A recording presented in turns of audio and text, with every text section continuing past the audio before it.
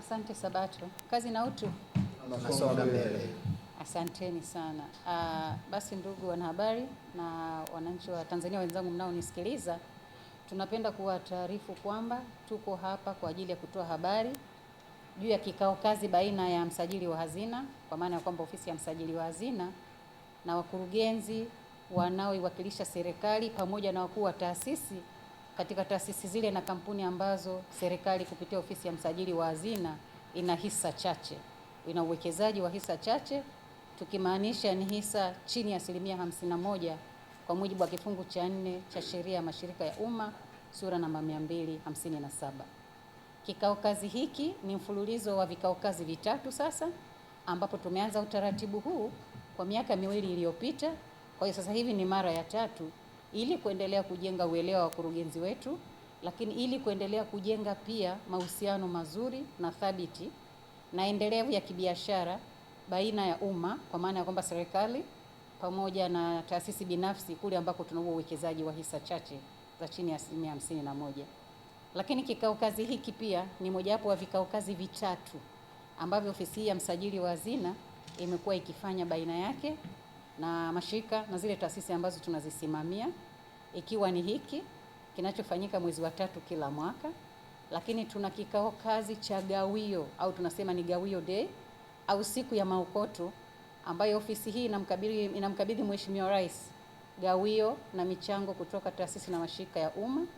Hiki kinafanyika mwezi wa 6 kila mwaka, ambapo mara ya mwisho tumekifanya mwezi wa 6 mwaka jana 2025 tulipomkabidhi rais wetu Dr. Samia shilingi trilioni 1.028, ikiwa ni makusanyo ya kihistoria ya ofisi hii toka kuanzishwa kwake mwaka 1959.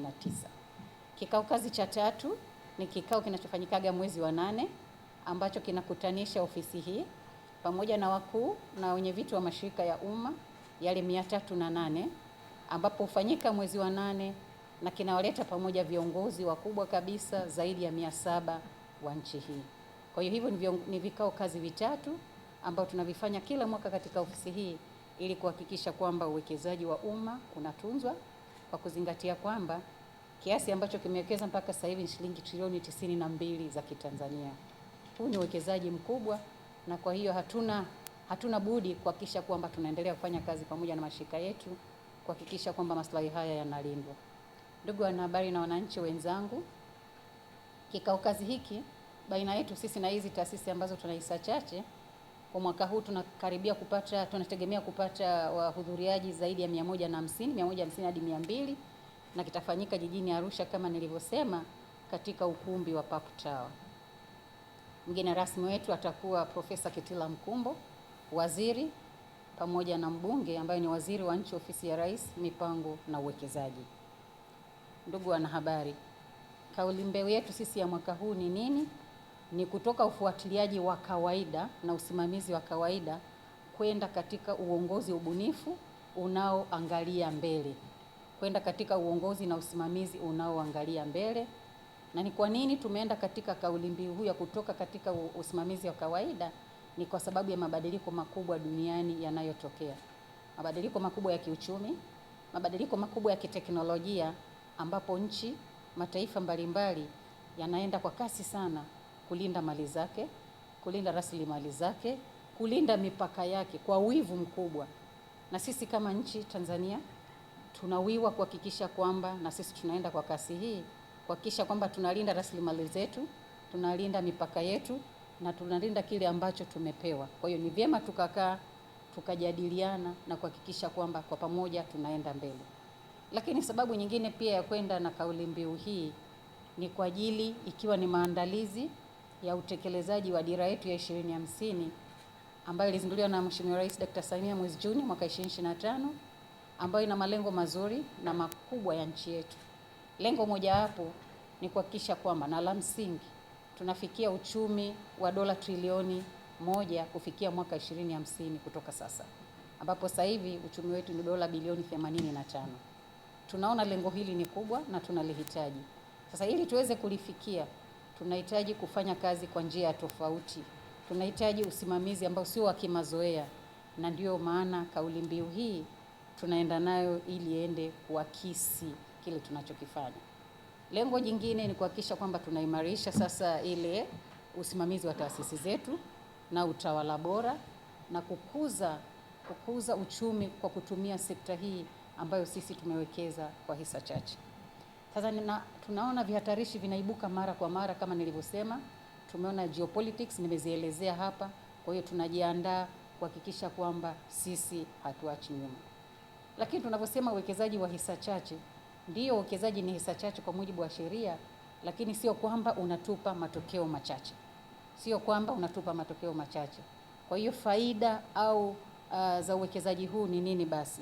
Ni mafanikio gani ambayo tumepata katika kampuni hizi ambapo serikali ina uwekezaji wa hisa chache na ambazo kama nilivyosema hadi kufikia sasa hivi tarehe 30 Juni 2025 ziko 56. Hizo ndio kampuni ambazo serikali imewekeza kwa hisa chache kwa kushirikiana pamoja na wabia mbalimbali kutoka katika nchi mbalimbali ambazo ni private. Katika uwekezaji huu serikali imehakikisha kwamba maslahi yake yanaendelea kulindwa. Tunafanya mageuzi mbalimbali, tunahakikisha kwamba mikataba ile ambayo tumeingia na wanahisa wenzetu inatija na kwamba inahakikisha kwamba tunapata tija ya uwekezaji ambao tumeuweka. Je, hadi kufikia sasa hivi tumepata nini? Uwekezaji wa serikali katika taasisi hizi umeendelea kuongezeka mwaka hadi mwaka. Miaka 5 iliyopita, mwaka 2020, uwekezaji wa serikali katika kampuni hizi za hisa chache ulikuwa bilioni 824. Lakini hadi kufikia tarehe 30 Juni 2025, uwekezaji wetu pale umefikia shilingi trilioni 1.9 ya Kitanzania.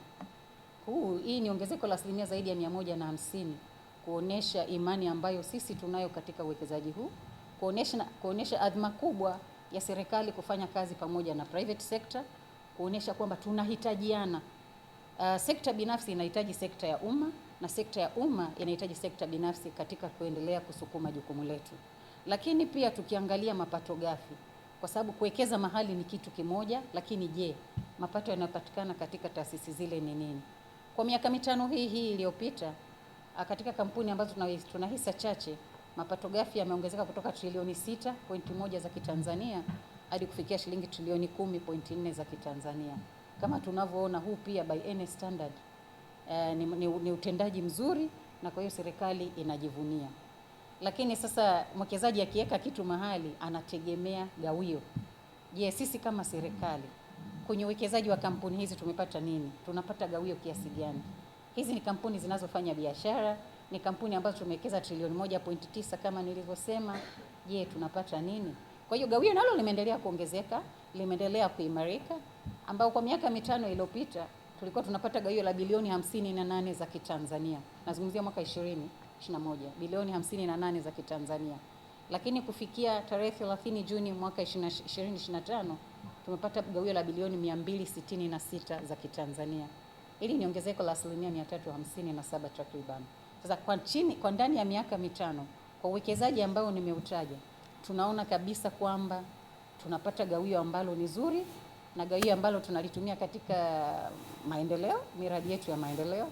Tunaona barabara zinajengwa, tunaona vituo vya huduma zinafunguliwa, tunaona mambo mbalimbali yanafanyika katika nchi yetu. Zile mapato ya kodi tu hayawezi kutusaidia, lakini tukiungana na mapato tunayopata katika maeneo ambayo tumewekeza, tunaona kwamba nchi yetu inaweza kwenda pale tunapotaka kupafikia. Lakini zaidi ya mapato ya fedha, zaidi ya gawio, mwananchi mwingine pia anaguswaje na uwekezaji huu wa hisa chache. Pia kampuni hizi zina mafanikio makubwa, zina tija kubwa. Tukija kwenye ajira, kampuni ambazo tumewekeza kwenye hisa chache zimeajiri Watanzania wengi katika nafasi za uongozi na hata katika nafasi za chini za staff mbalimbali. Tunaona kwenye kampuni hizi nyingi sasa hivi tukiangalia viongozi wakuu wa kampuni hizi ni Watanzania na wanafanya vizuri. Tunaona kampuni ya NMB pale ni Mtanzania mwenzetu, anaendesha kabisa vizuri benki yetu ile. Pale tuna hisa 30%. Lakini tukiangalia hata benki ya NBC pale kuna Mtanzania. Tukiangalia Puma tuna 50%, nazo ni chache kwa mujibu wa sheria. Tuna Mtanzania mwenzetu pale, mama imara kabisa, anatufanyia kazi nzuri. Tumepata gawio zaidi ya bilioni 20 mahali pale. Lakini zaidi ya Watanzania viongozi, pia kampuni hizi zinawapa fursa Watanzania wenzetu kufanya nje ya nchi ambapo wana matawi. kampuni zote hizi huwa ni za nje, wabia wenzetu wanakuwa ni wa nchi za nje. Tuna Watanzania wenzetu wanapata fursa mbalimbali za kufanya kazi nje ya nchi, sio kama placement za wiki moja au mbili, lakini ni ajira, wanaenda miaka 3, 6 na kuendelea. Mathalan, kampuni ya Airtel ambayo serikali na uwekezaji wa 49%, mpaka ninavyozungumza sasa hivi tuna Watanzania wenzetu 11 ambao wameajiriwa kwenye kampuni zao elsewhere, nje ya nchi, kiwa Dubai, Kenya na kadhalika. Lakini pia manako pale tuna wenzetu 6, 8 ambao wako nje ya nchi pia na wamepata fursa hizo na kadhalika. Kwa hiyo ujuzi wanaupata pale zaidi ya kuwasaidia wao kama watu, lakini wanavyorudi nchini pia wanaurabu katika sisi wengine ambao tunaendelea kufanya kazi hapa. Lakini zaidi ya ajira, pia kampuni hizi zimeendelea kuwa ni chachu ya uchumi kule ambako zipo. Mathalan, tukiangalia kwa Kilombero Sugar, hii ni kampuni ya Kilombero ya sukari ambayo iko pale Kilombero. Serikali kupitia ofisi ya msajili wa hazina ina 25% pale ya uwekezaji. Kampuni ile imeajiri, zaidi ya kuajiri pia inachukua wale watu ambao ni casual laborers wa pale karibu na maeneo yale, ambaye hadi kufikia sasa hivi ajira za hivyo ni 13,000.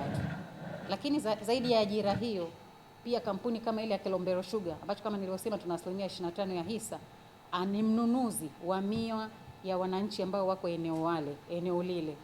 Na pale tukiangalia kwa sasa hivi wananunua takriban tani 600,000 za miwa kutoka kwa wale wananchi wa eneo lile, ambapo kufuatia uwekezaji mkubwa wa kiwanda kile ambao tumeongeza kiwanda sisi kama wabia na wao kimeongezeka.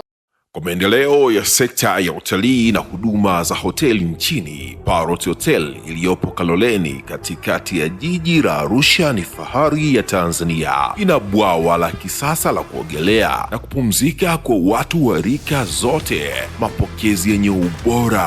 Hapa utapata kahawa safi na vinywaji baridi vya kila aina, lifti za kisasa za kupeleka kwenye floor 13 zenye vyumba zaidi ya 100, vyumba vya kulala vyenye mazingira salama na tulivu, vyenye joto la upendo na baridi ya starehe, kumbi za mikutano zenye vifaa vya kisasa, mazungumzo ya kitaifa na kimataifa, sehemu nadhifu ya chakula yenye kuleta hamu, vyakula vyenye viwango vya ubora wa afya. Baada ya uchovu wa kutwa nzima, kuna baa ya kipekee kwa jioni yako ya kukumbukwa. Karibu Parrot Hotel kuonja ladha mpya ya maisha.